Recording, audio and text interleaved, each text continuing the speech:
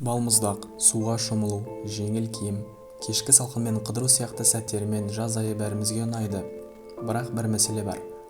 Ол қанды ішіп мазаны алатын масалар. Масаны жақсы көретін адам жоқ шығар бұл әлемде. Барлықтай дерлік адам масаны жақтырмаса, неге біз оларды құртып жібермейміз деген ой келген болар. 21 ғасырда бұл мүмкін емес деп айтпаймын. Түнде жүйке жүйені жұқартып, қанды ішіп шағатын 2-3 тал тарымен бірдей масалардың біздің әлемдегі орнын қарастырып көрейік. Сонымен, масалар қос қанаттылар отрядының бір тармағына кіретін ұзын мұрттыларға жататын жәндіктер. Масалардың негізгі тұқымдастары ұзын сүйрақты масалар, беріш, қансорғыш және ызылдауық масалар болып бөлінеді.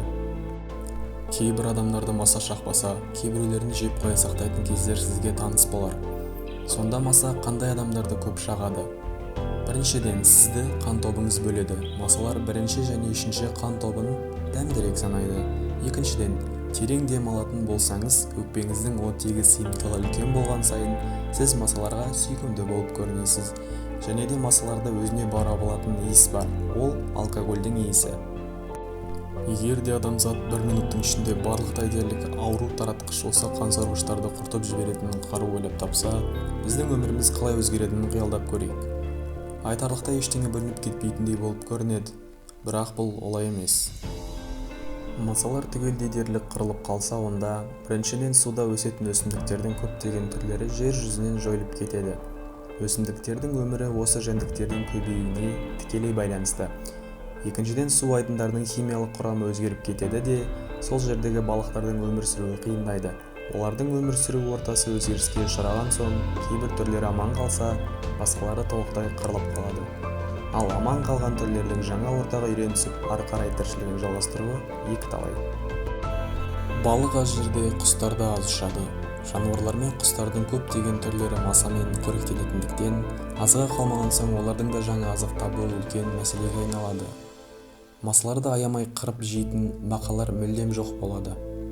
Жер шарында да үлкен өзгерістер болады. Масалар тозаңдандыратын көптеген өсімдіктер тұқымы қалмай жойылып кетеді. Маса жоқ, уайым қайғы жоқ, қансорғыштардан құтылдық деп қуансаңыз, онда сіз қатты қателесесіз. Масадан бөлек қансорғыштар жетерлік. Клоптар, блохтар, бүргелер, макрецтар, мошкалар, авоттар, слепнилар, тағы да басқа ел естімеген сан алуан түрлері бар.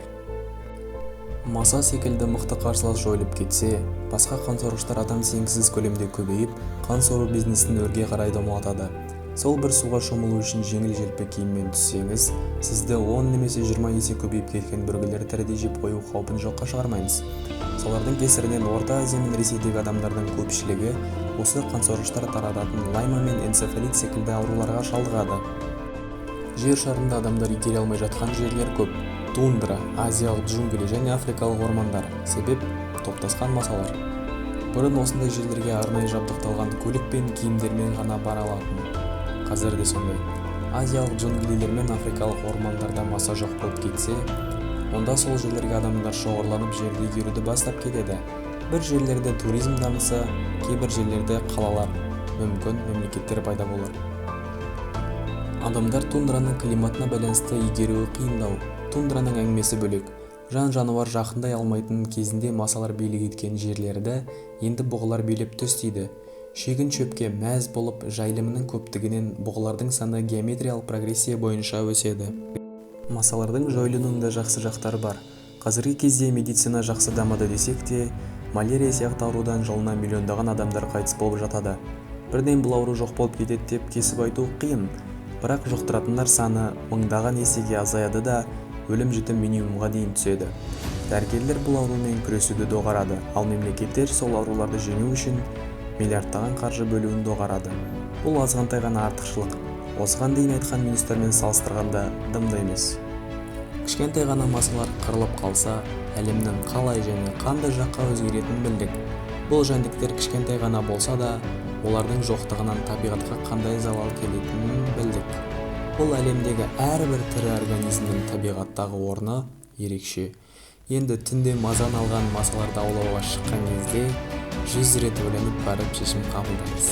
Сіздермен болған Фараби және естеріңізде болсын. Шын беріліп қызықтаған нәрсе ғана жүрекке жетеді.